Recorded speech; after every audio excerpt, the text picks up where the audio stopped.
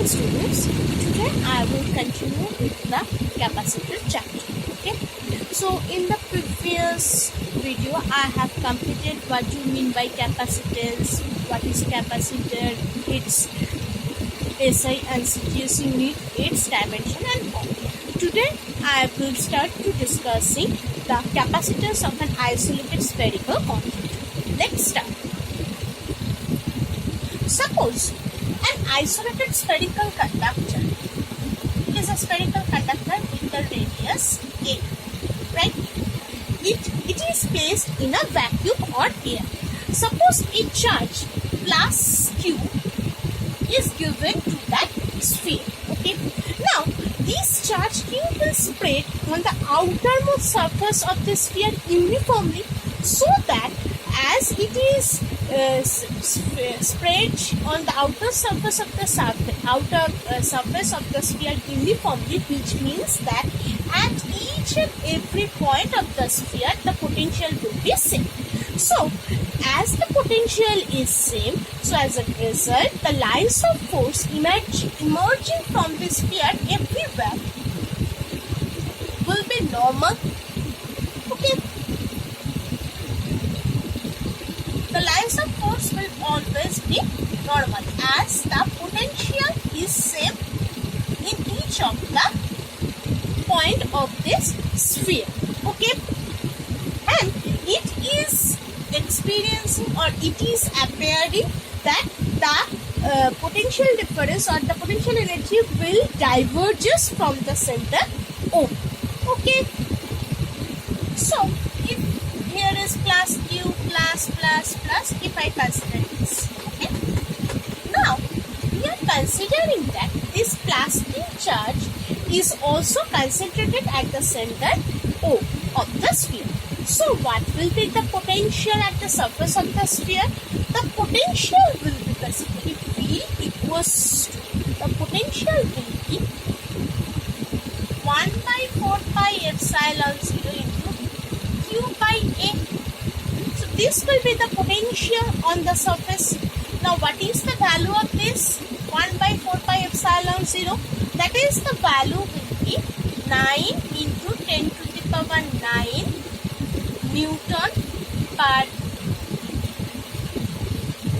Newton meter square per coulomb square. So this will be the value of this 1 by 4 pi epsilon 0. Okay. Now if we consider that the capacitance of this sphere is C, so C is defined as, already we know that is Q by V. So C basically Q by V is basically these things, right? So if I put the value Q by 4 pi epsilon 0 A, now Q cancel out, so the value of C will be basically, or capacitance of the sphere will be 4 pi epsilon 0 to A farad. Clear? So from this equation what we can conclude? We can conclude that the capacitance of the sphere, if so, look, this is basically a constant term, right? So we can say that the capacitance of the sphere is directly proportional to the radius of the sphere. So we can write this. Okay. So when the larger is the radius, the greater is the ability to hold the amount of charge without running up to higher voltage. And this epsilon 0 is the permittivity of the free space. Okay.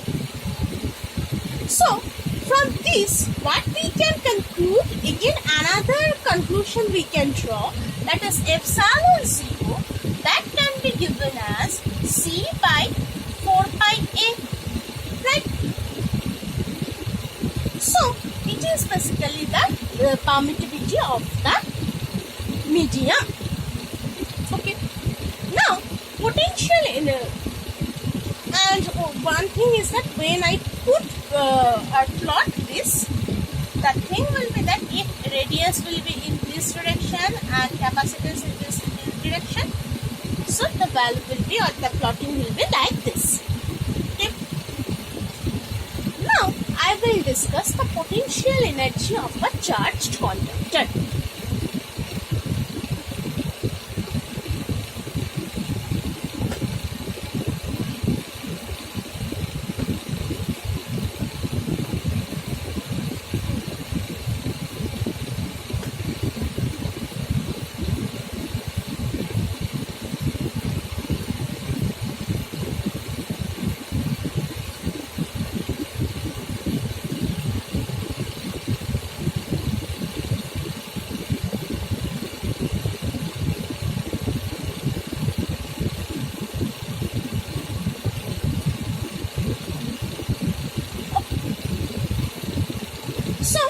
What is potential? We all know that. What do you mean by the potential? Potential is basically the amount of energy that is required to bring a unit positive charge from infinity to an electric field. That is basically the basic definition of the potential. Now, when a conductor have a capacitance C and the given charge to the conductor is basically Q, so the potential V is given as Q by C. Okay. Now, the work done in charging the conductor, whatever the work done we are doing to charge that conductor, it is basically, that work done is basically stored in that conductor as the potential energy. Okay. Now, suppose we bring from the infinitely small charge dq from infinity to that conductor. Now, what I have said that already we know that V equals to Q by C. Now, we are bringing a small amount of charge dq from the infinity to that conductor. So, what will be the work done? dW will be basically V into dq. Right? So, what is V? V is basically Q by C and dq. So, if we do the integration from 0 to Q, so what will be the integration value or integrated value? So, dW becomes, if I do this 0 to W, limit, so it becomes W and 1 by C, Q by dQ, Q dQ. So, from 0 to Q. Okay. So, the integration will basically, that is Q square by 2, and as the limit is there, so no need to add the constant. So basically it becomes 1, or after putting the limit, Q square by 2. So it becomes the potential energy for the charged conductor. Okay. Now again we can derive another relation from this. Basically, we also know that Q equal to CV, right? So instead of this Q, we can put CV there. Okay. If we put, so W becomes C square V square. Sorry, here 1 C will be there by 2. So CC cancel out. So it becomes half CV square. That is basically my W of work done. Okay. So this is the basic concept of the potential energy of a charged conductor. Okay. So now I will discuss another concept, that is the redistribution of charges, that is common potential. Okay. So next topic is common potential.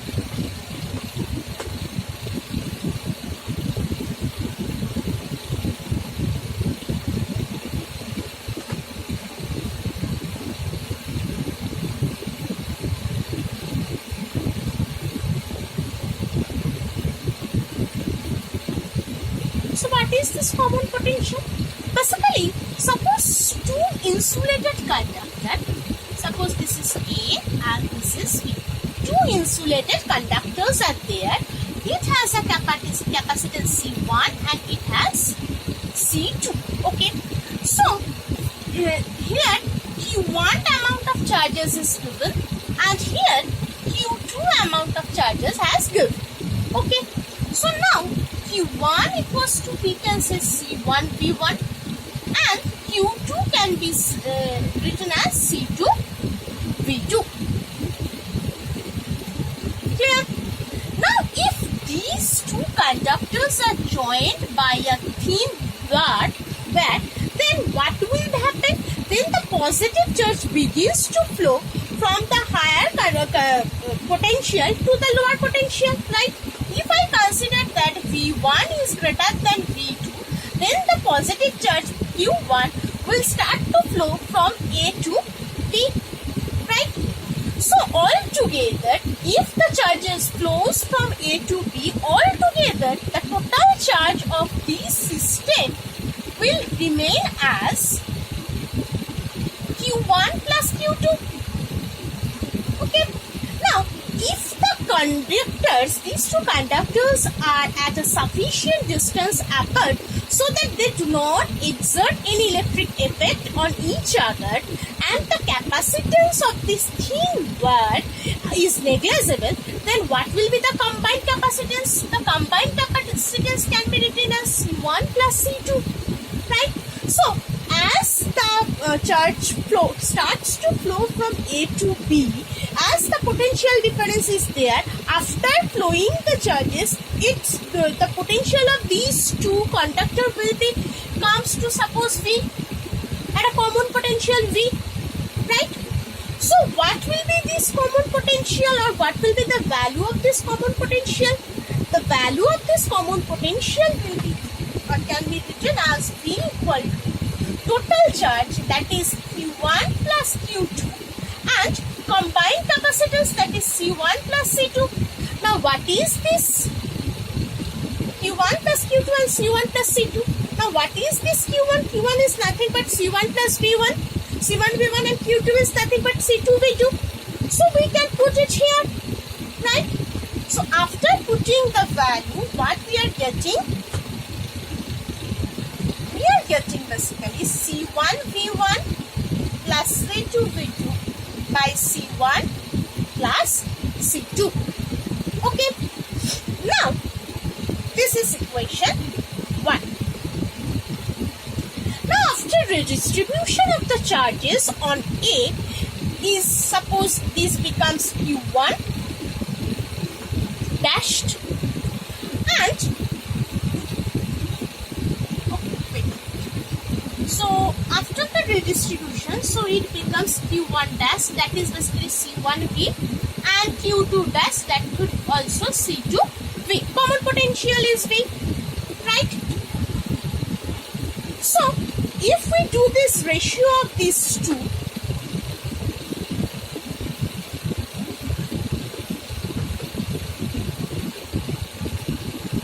Q1 dashed by Q2 dashed, that will be basically C1 by C2. Okay. So, what we can interfers from these things, we can say that on connecting to charged conductors, the redistributed charges on them are in the ratio of their capacitance. Okay.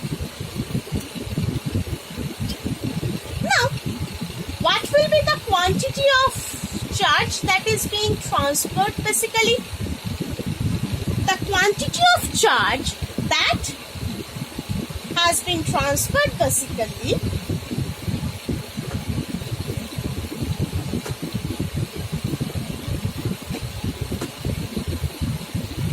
suppose before joining, the conductor A has the Q1 charge which becomes Q1 dash after joining. Thus the charge transferred from A to B, that can be said as, or can be said as this. So this one basically C1V1 and this one basically C1V. Now if we take C1 as common, So V1 minus V. So what is the value of this V? V can be defined as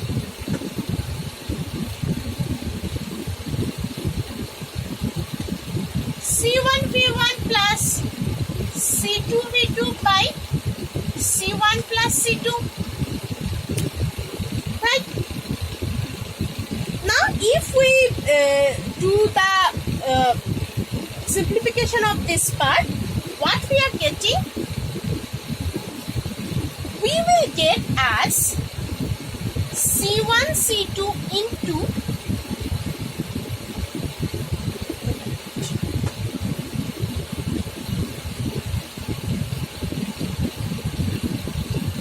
C1 C2 into V2 minus V1 minus V2 by C1 plus C2. Okay, so this is the amount of charge that is being transferred after this is basically the amount of charge that is being transferred after the redistribution of the charges. Okay, so what will be the loss of energy in the redistribution of this charge basically?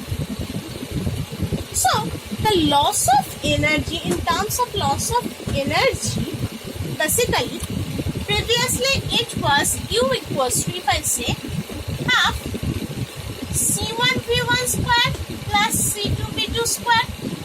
After the redistribution, if it becomes half, V square will be common. That will be C1 plus C2. Right? So, subtracting the value of V, what we can say? U dash will be half of C1 plus C2 into square of this C1 V1 plus C2 V2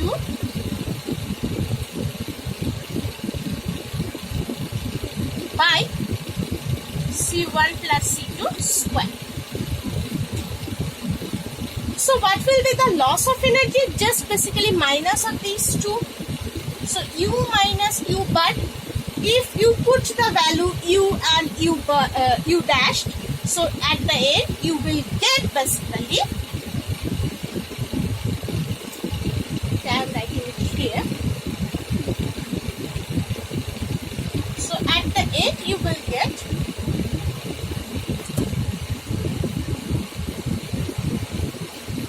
C1 C2 into V1 minus V2 square